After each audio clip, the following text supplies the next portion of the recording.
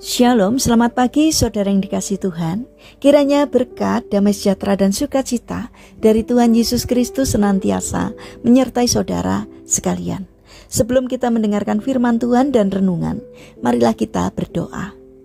Tuhan Allah Bapa yang baik, kami sungguh bersyukur atas kebaikan dan kemurahan-Mu, karena Engkau Tuhan yang selalu melindungi, menolong dan menopang kami. Terima kasih Tuhan atas setiap kemurahan dan kebaikan-Mu. Jika saat ini kami akan mendengarkan firman-Mu, urapilah kami dengan Roh Kudus-Mu, agar kami dapat mengerti dan memahami apa yang Tuhan sampaikan kepada kami, agar karakter kami semakin hari semakin bertumbuh menjadi lebih baik, sehingga semakin berkenan di hati Tuhan. Terima kasih Tuhan. Di dalam nama Tuhan Yesus Kristus kami berdoa. Amin. Saudara yang dikasihi Tuhan, bacaan firman Tuhan saat ini diambil dari Injil Lukas pasal yang pertama ayat 37. Demikian sabda Tuhan.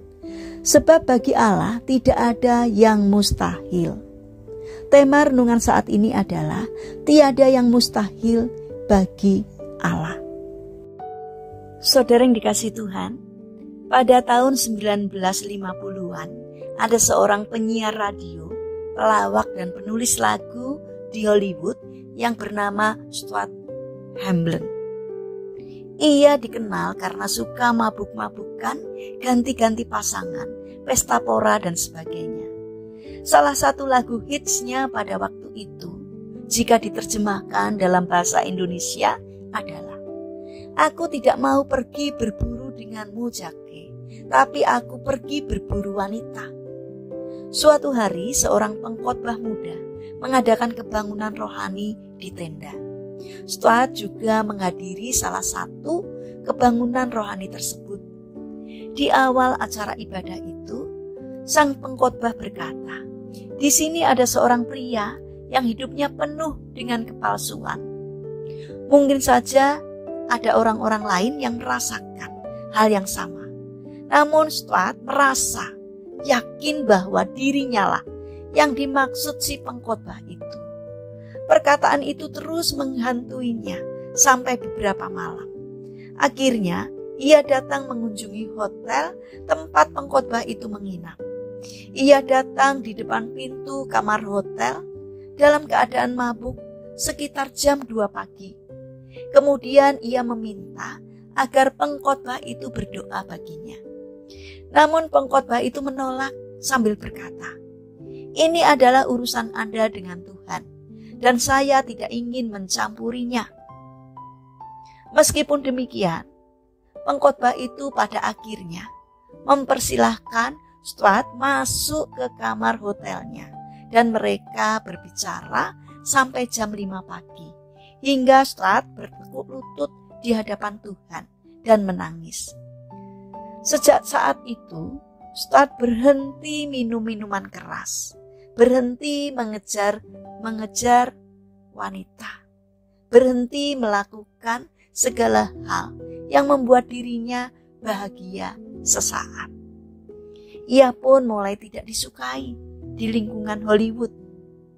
Bahkan akhirnya ia dipecat dari stasiun radio tempatnya bekerja ketika ia menolak perusahaan bir menjadi sponsornya.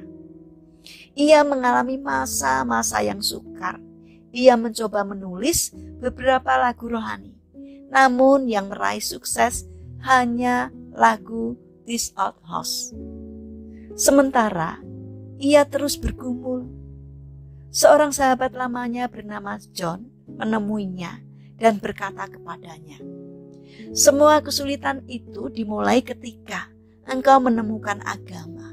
Apakah hal itu layak untuk ditukarkan dengan semuanya?"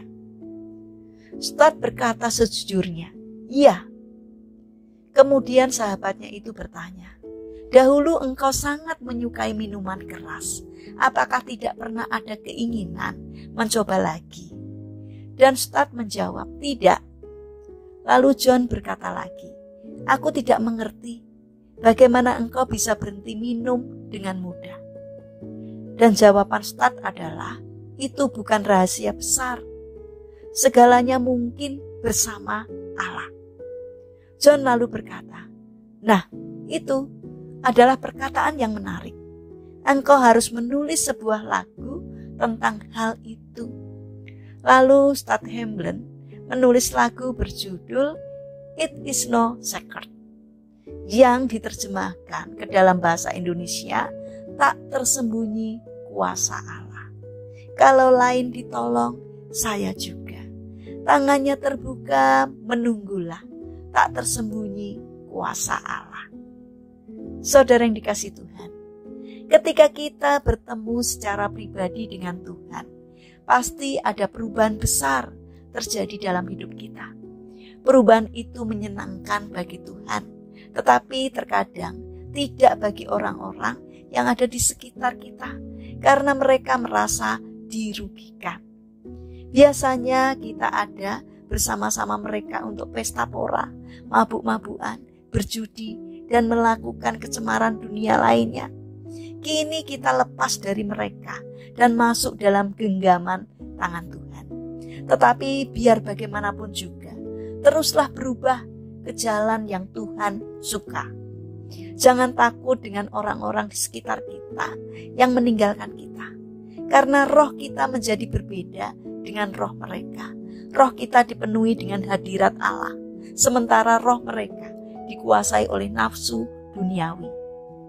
Serahkan mereka ke dalam tangan Tuhan, dan Tuhan sendiri yang akan bekerja menyelamatkan mereka, sebagaimana Dia telah menyelamatkan kita dengan caranya yang ajaib.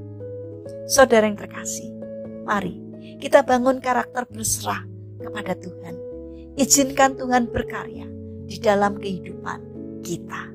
Mari kita berdoa. Tuhan Yesus yang baik, terima kasih karena Engkau telah memilih kami menjadi sahabat-Mu. Pakailah hidup kami untuk dapat membawa jiwa-jiwa terhilang kembali kepada jalan Tuhan. Bapa yang penuh kasih, kami ingin menyerahkan seluruh aktivitas kami hari ini ke dalam tangan-Mu. Kami memohon penyertaan dan pertolongan Tuhan. Berikanlah kesehatan kepada kami dan juga orang-orang yang kami kasihi. Kami mohon kiranya Tuhan yang senantiasa menolong dan memberkati kami. Terima kasih Tuhan. Saat ini kami berdoa untuk saudara-saudara kami yang mengalami sakit atau lemah fisik. Kiranya Tuhan berbelas kasih untuk menjamah dan menyembuhkannya. Demikian juga berkatilah bangsa dan negara kami, terutama para pemimpin yang Engkau percaya untuk memimpin negeri kami. Kiranya Tuhan berikan hikmat dari surga, sehingga setiap keputusan dan apapun yang dikerjakannya seturut dengan pimpinan Tuhan. Terima kasih Tuhan. Kami serahkan doa ini hanya di dalam nama Tuhan Yesus Kristus. Amin. Puji Tuhan, saudara yang terkasih. Selamat berakhir pekan dengan orang-orang terkasih. Kiranya firman Tuhan hari ini dapat menjadi berkat bagi kita semua. Haleluya.